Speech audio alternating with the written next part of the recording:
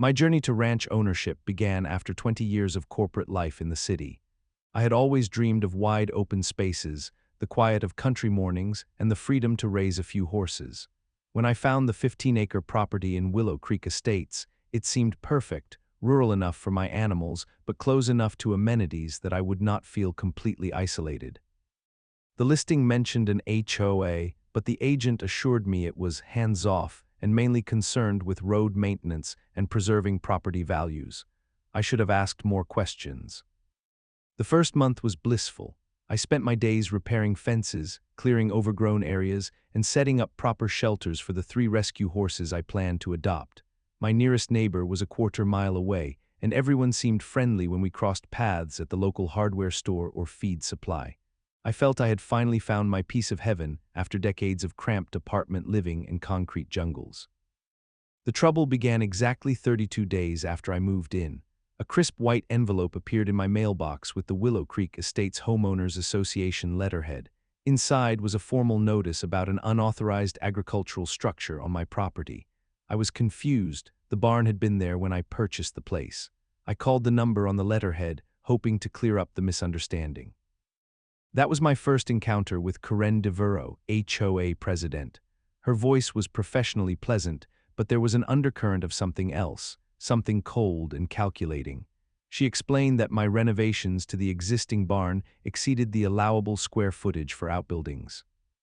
When I pointed out that I was simply repairing what was already there, she insisted that satellite imagery showed otherwise, and that I would need to submit proper architectural plans for approval or face daily fines.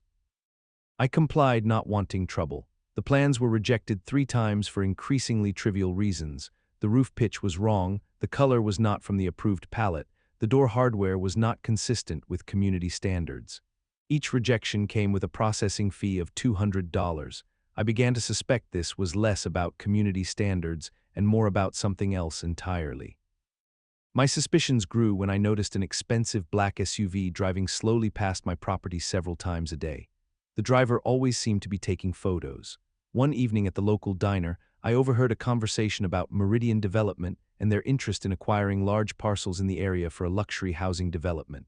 The name sounded familiar, and when I got home, I found it on Karen DeVero's LinkedIn profile. She was listed as a community relations consultant for Meridian Development. I began noticing other things too. Only certain properties received the same level of scrutiny as mine, particularly those with larger acreage or strategic locations. The western edge of the subdivision, where homes sat on smaller lots and had manicured lawns instead of pastures, never seemed to have violation notices taped to their doors. One evening, as the sun set over my property, casting long shadows across the fields I had worked so hard to restore, I watched that black SUV pass by again. This time it slowed to a complete stop. The driver, who I now recognized as Karen herself, made no attempt to hide the fact that she was photographing my property. Our eyes met briefly before she drove away. In that moment, I knew this was not random enforcement. This was targeted. This was personal. And it was only going to get worse. The official violation notice arrived on a Tuesday morning, a 3-page document with Karen DeVero's signature prominently displayed at the bottom. The list of infractions was absurd for a rural property. Fence height exceeding 48 inches, my horses required at least 60 inches for safety, unapproved livestock presence, despite the property being zoned for agricultural use, improper storage of hay which was properly stored in my barn, and excessive natural vegetation, wildflowers I had planted to support local pollinators. Each violation carried a fine of $75 per day until remedied. The total potential financial burden was staggering, over $2,000 monthly if left unaddressed. The notice also mentioned that failure to comply could result in a lien being placed against my property. I photographed each alleged violation and began a meticulous documentation process that would later prove invaluable. I spent that afternoon driving through the neighborhood with my camera, documenting similar violations on other properties that had received no citations. The Johnsons had a fence nearly identical to mine. The Patels had actual cattle, not just horses. The Williamses had an entire field of wildflowers. None of them had received notices, but they all shared one thing in common: their properties were not along the eastern corridor where mine sat. At the Willow Creek feed and supply store that Friday, I ran into David Mercer, whose property bordered mine to the north. When I mentioned my HOA troubles, his expression darkened. "You too, huh?" he said quietly. "They have been at me for months about my water rights and access road. Started right after I refused to sell to some developer who came sniffing around." Over cups of coffee in the store's small seating area, David introduced me to three other property owners experiencing similar harassment. Patricia Rodriguez had been cited for her greenhouse. Thomas Wilson was fighting fines for his workshop. Sarah Jenkins had been threatened with legal action over her small apple orchard. As we compared notices, a pattern emerged. Every targeted property formed a perfect corridor through the subdivision, creating what would be an ideal access route for a new development. Armed with this knowledge and my growing documentation, I attended the monthly HOA meeting the following Monday. The community center was half full, mostly with residents from the smaller properties in the western section. Karen sat at the head table with four other board members, all in business attire despite the rural setting. I waited patiently through discussions of community garden proposals and parking regulations. When the floor opened for resident concerns, I approached the microphone with my folder of evidence. "I would like to discuss the selective enforcement of HOA regulations," I began, keeping my voice steady despite my pounding heart. I presented my documentation, showing the identical conditions on non-cited properties versus the targeted ones. As I spoke, I noticed several residents nodding in recognition of the pattern. Karen interrupted before I could finish. "The board is well aware of your numerous violations," she said, her voice sharp despite her plastered smile.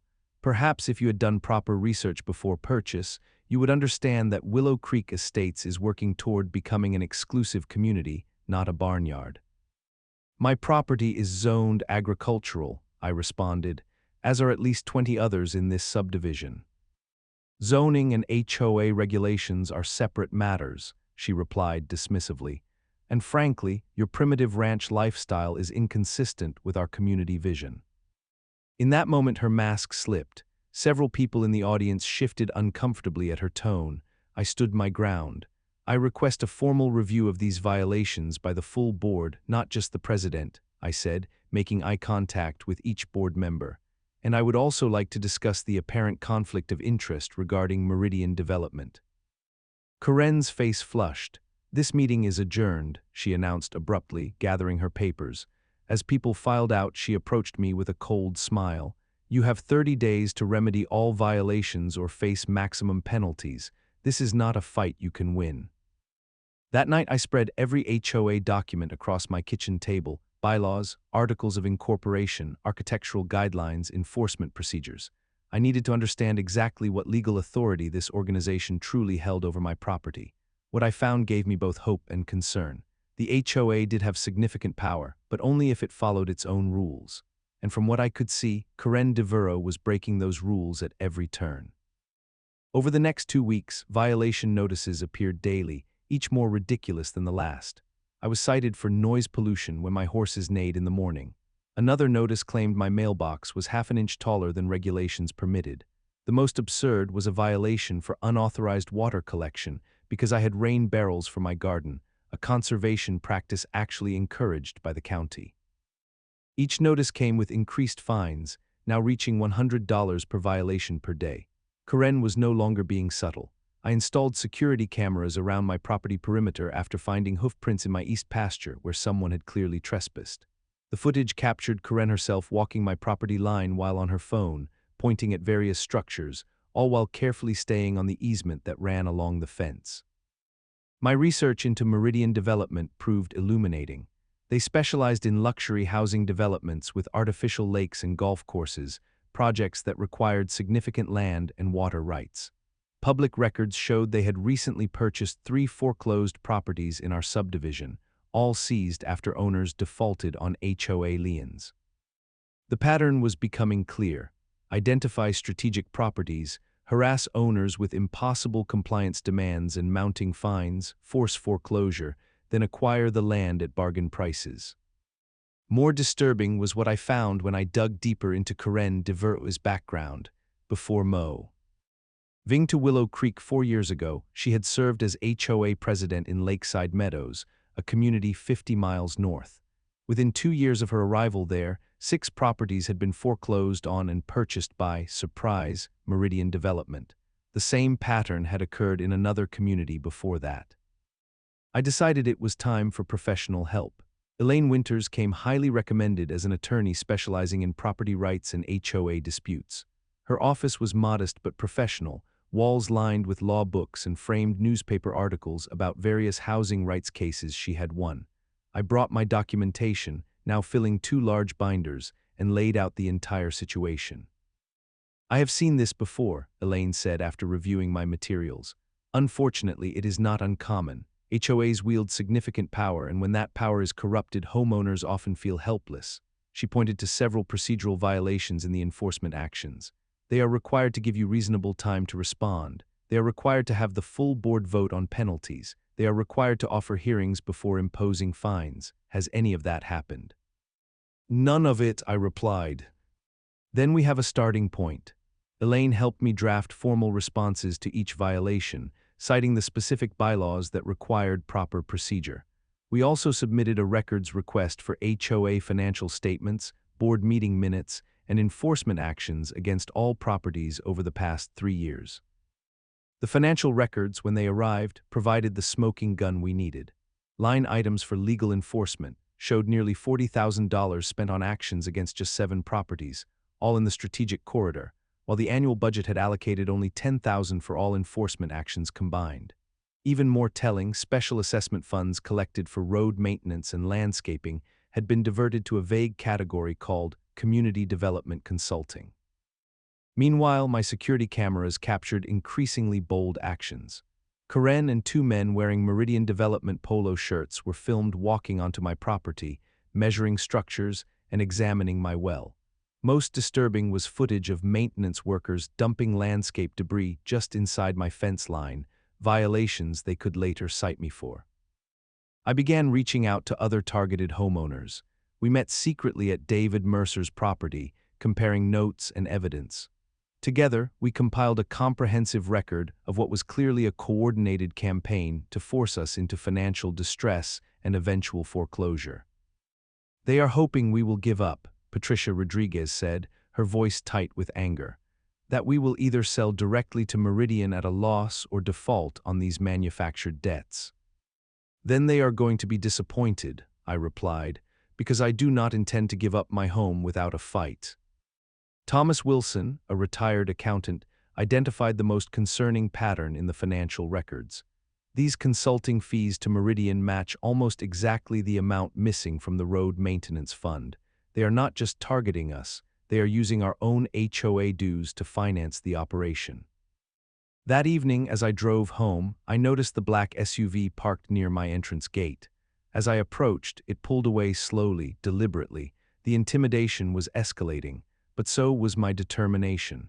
The camera system I had installed was about to become my most important investment. The situation exploded beyond HOA violations on a cool Tuesday morning in early October. I woke at dawn as usual to tend to my horses, only to find the gate to their paddock standing wide open. My heart nearly stopped. The road was just a quarter-mile away, and my horses could have easily wandered into traffic during the night. Thankfully, they had stayed near their feed troughs, but the implication was chilling. Someone had deliberately endangered my animals. I immediately checked my security footage. At 2:17 a.m., a figure in dark clothing had approached the paddock gate, clearly familiar with the latch mechanism. The person's face was mostly obscured by a baseball cap, but the distinctive walk was unmistakable. Karen DeVero had graduated from harassment to potential animal endangerment. I called the sheriff's office to file a report, but without clearer identification, they could only take my statement and promise to increase patrols. The following week brought another escalation. I returned from grocery shopping to find deep tire tracks across my front pasture. Someone had driven a vehicle through my property, crushing the irrigation lines I had recently installed. The damage would cost thousands to repair. This time my cameras had captured a clearer image, a maintenance truck with the Willow Creek HOA logo on the door. The driver had claimed to be inspecting easements when confronted by my neighbor David, who had witnessed the incident.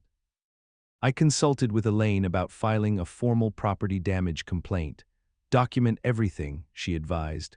"Take photos, get repair estimates, and file a police report.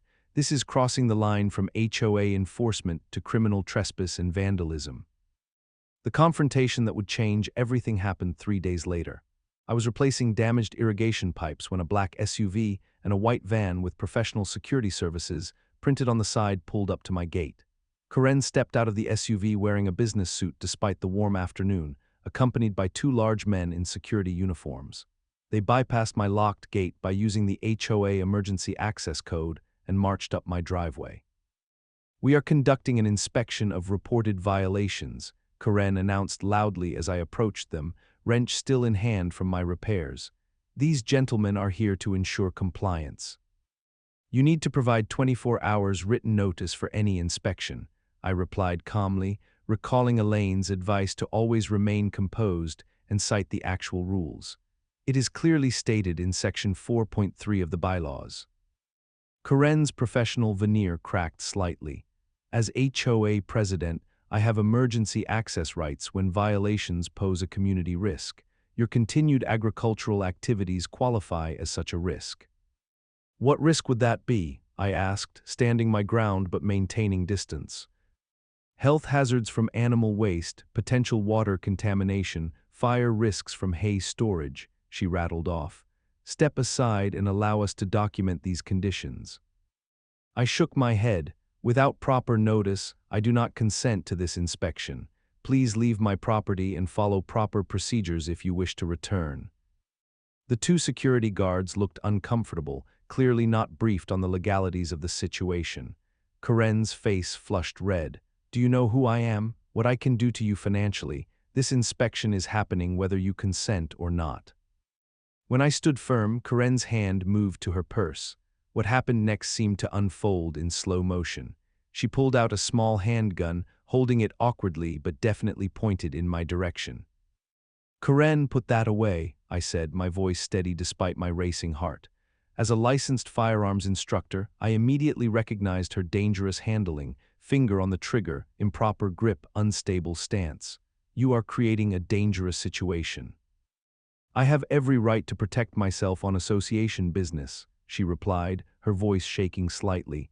"Now step aside and let us do our inspection." I began backing slowly toward my house, where my security system panel could trigger a silent alarm. "Karen, you are trespassing with a deadly weapon. That is a serious crime. Please put the gun away and leave. Do not tell me what to do on property that the association has jurisdiction over," she shouted, gesturing wildly with the weapon. The security guards were now backing toward their van, clearly wanting no part of an armed confrontation. I reached the side of my house and pressed the panic button on my security system. "The police have been automatically notified," I stated calmly. "I suggest you put the weapon down before they arrive." Karen seemed to suddenly realize the severity of her actions. She lowered the gun but remained in place, alternating between threats about financial ruin and attempts to justify her actions. The security guards had retreated to their vehicle, refusing her demands to continue the inspection. When Sheriff Deputy Collins arrived 7 minutes later, he found Karen still holding the weapon, though now at her side. His hand moved immediately to his own sidearm. "Ma'am, please place the weapon on the ground and step away from it," he ordered. The incident report detailed how Karen initially refused, claiming she had every right to carry a firearm as a community official. Only when a second patrol car arrived did she finally comply. The deputies took statements from everyone present, including the security guards, who admitted they had been told this was a routine inspection with no mention of firearms. As Karen was escorted off my property, not in handcuffs, but with a citation for trespassing and brandishing a weapon, she turned to me with cold eyes. "You have no idea what you have started. Your mortgage will be buried under liens before I am done with you." News of the HOA gunfight spread through the community within hours.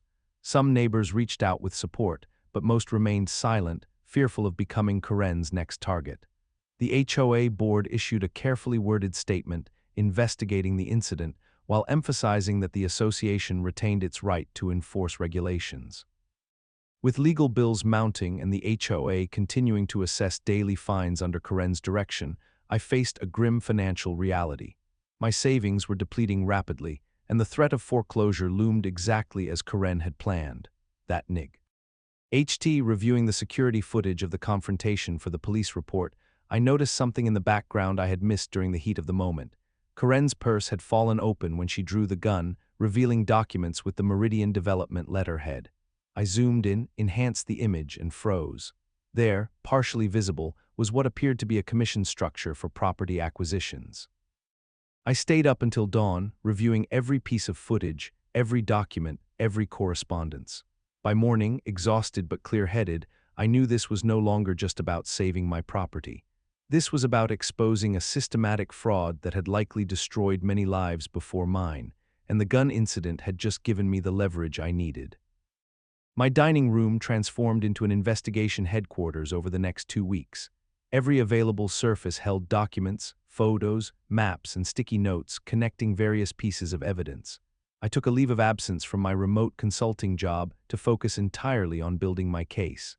This was no longer just about defending my property, it was about exposing a pattern of corruption that had likely affected dozens of homeowners. Using public records requests, I traced Karen Devereaux's history back through 3 previous communities. In each case, she had quickly risen to an HOA leadership position shortly after moving in.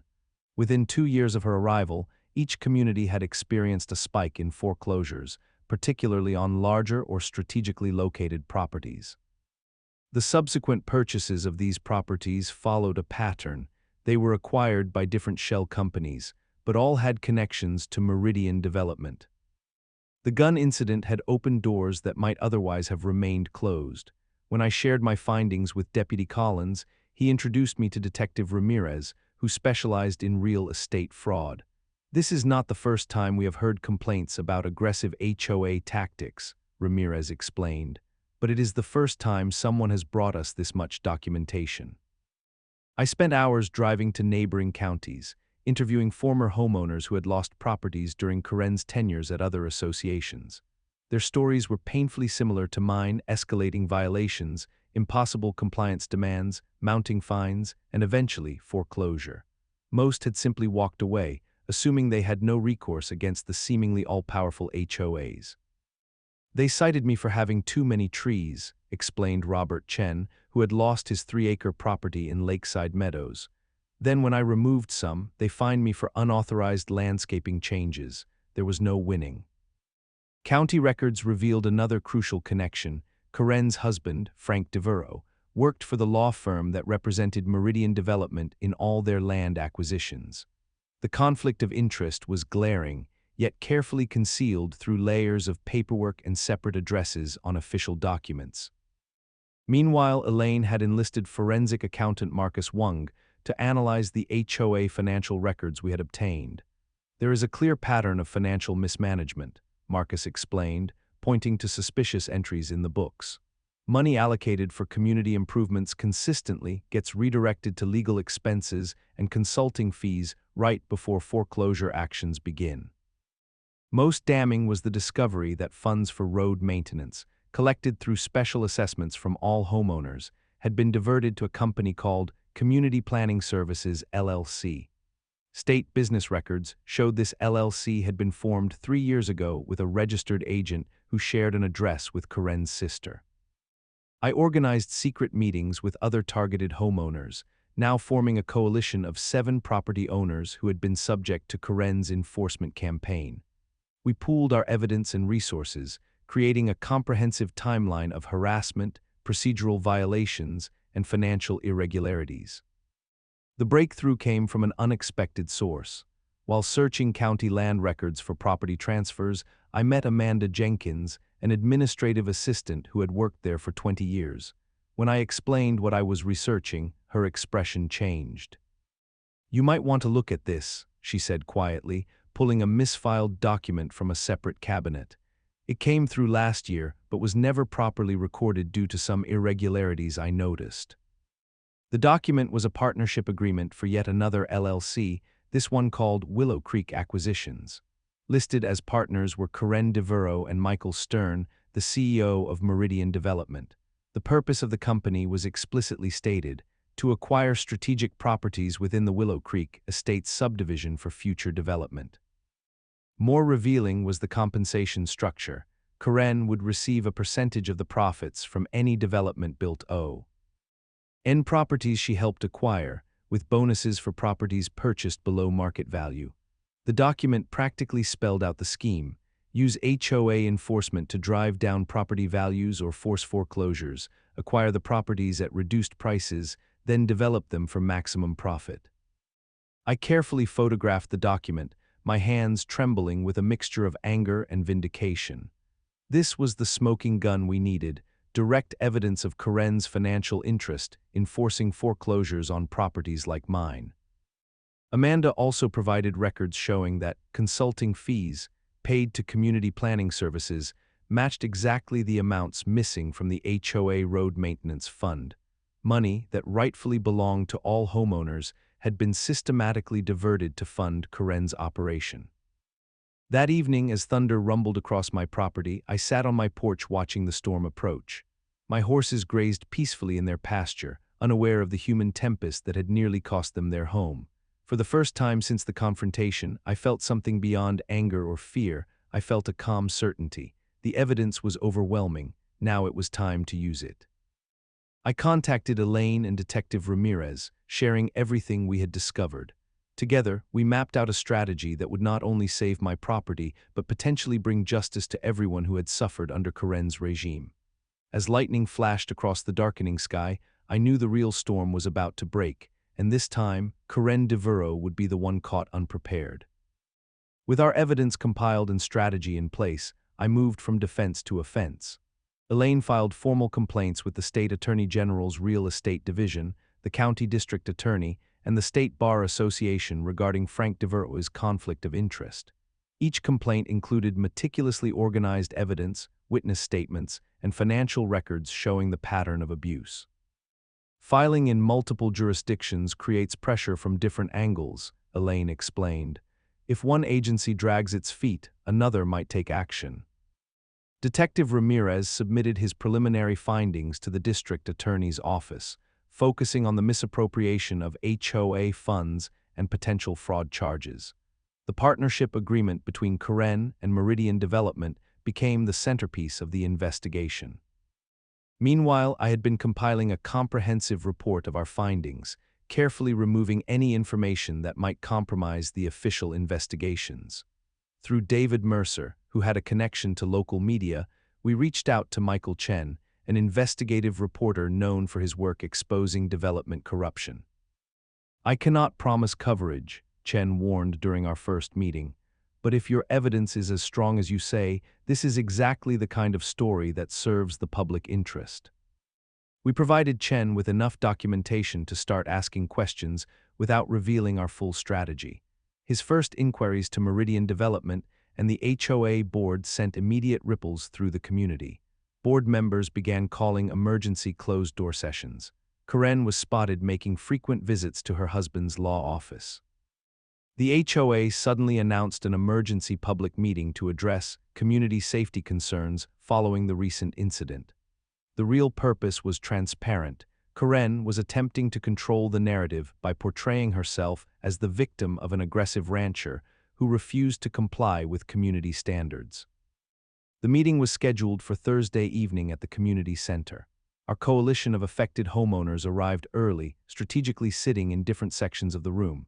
I brought a laptop containing all our evidence, with key documents ready to display on the center's projector system. Thomas Wilson, with his accounting background, was prepared to explain the financial irregularities. Patricia Rodriguez would address the pattern of selective enforcement. As residents filed in, the tension was palpable. Nearly every homeowner in the subdivision had shown up, many for the first time, drawn by rumors of guns, corruption, and the reporter from the local newspaper sitting prominently in the front row.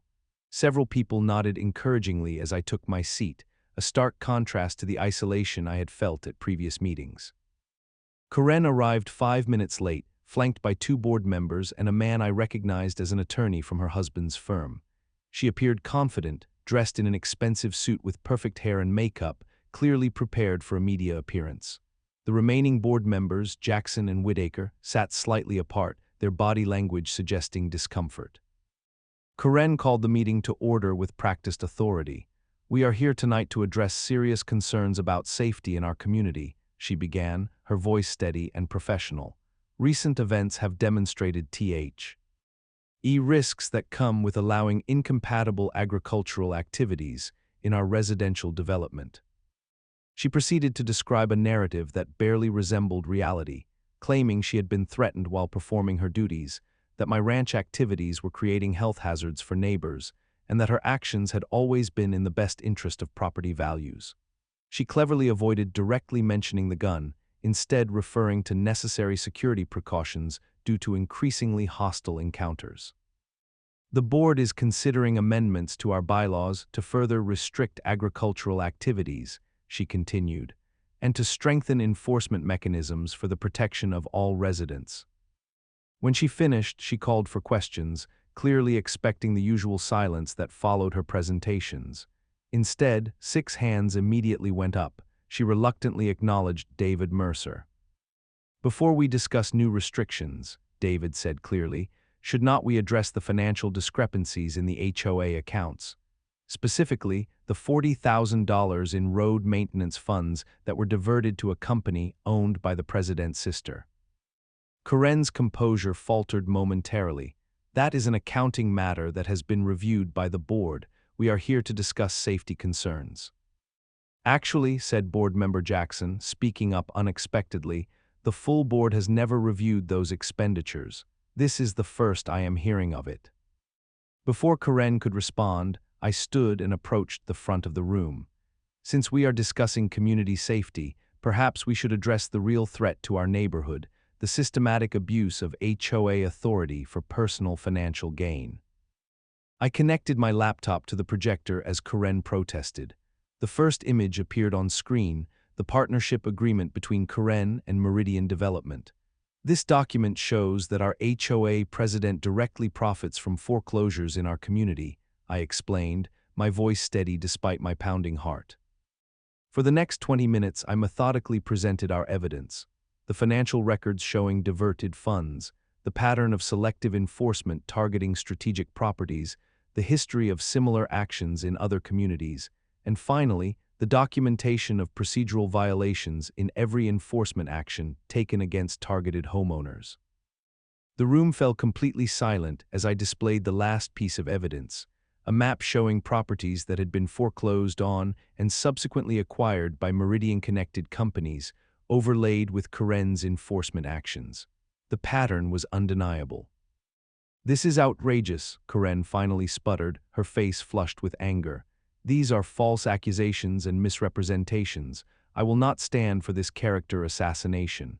She turned to her attorney, who looked increasingly uncomfortable as the evidence mounted. "I move to immediately adjourn this meeting," Karen announced, gathering her papers. Board Member Whitaker spoke up. "I second the motion to adjourn, but I also move that the board place Karen DeVero on administrative leave pending a full investigation of these allegations." "You cannot do that," Karen shouted, abandoning all pretense of professionalism. "According to our bylaws, we can," Jackson replied calmly, "and given what we have just seen, we must. The liability to this association is too great to ignore." As Karen grew more agitated, I delivered the final blow. "The police report from the gun incident has triggered an investigation by the HOA's insurance carrier. They have discovered Karen's undisclosed prior incidents in other communities, placing our policy coverage in jeopardy. Any board member who continues to support her actions may face personal liability." That statement, which Elaine had helped craft based on her conversations with the insurance company, had the intended effect. The remaining board members visibly distanced themselves from Karen, physically moving their chairs away.